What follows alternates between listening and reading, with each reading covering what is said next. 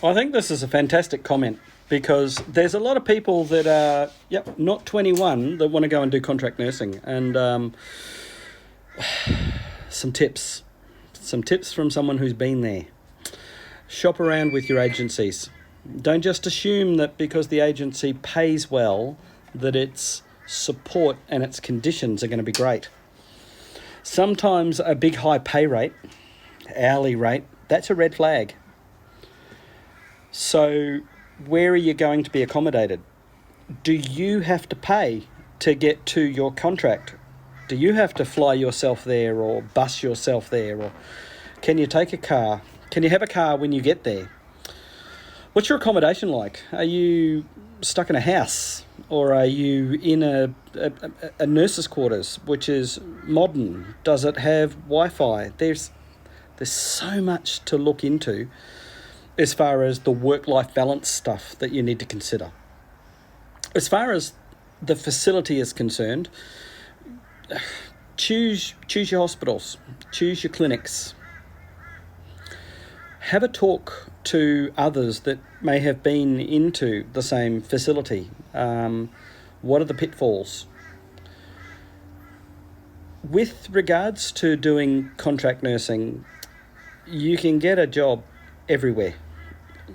Like everywhere. Throw a dart at the map of Australia and there's going to be a facility that would value having an agency or a contract nurse or a travel nurse is the other name for it, come and work there. But it's not all about the money. It has to be a little bit about the services, the culture and the community. So I guess my biggest piece of advice would be do your research. From my point of view, I love going to the Torres Strait. I think all of the facilities up in the Torres look after their nurses really well, from my perspective. Remember, I'm a 50-something-year-old nurse who's been working for 36 years. When I go contract nursing, it's not my first rodeo. I love going to places in far southwest and northwest Queensland.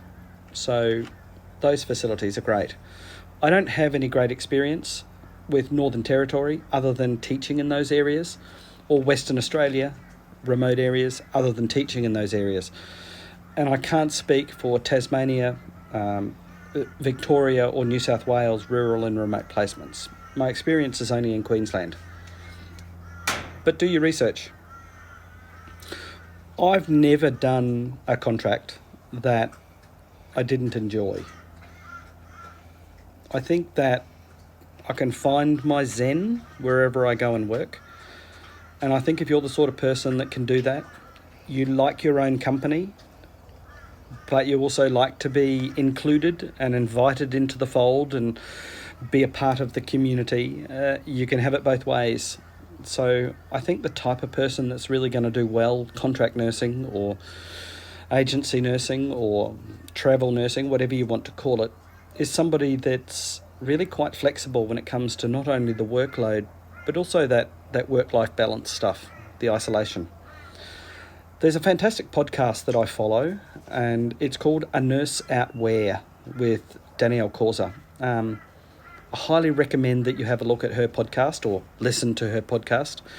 She interviews nurses that are on travel, rural and remote contracts all the time. And many of those nurses are not 21. They have a few years of experience under their belt before they decide to go bush.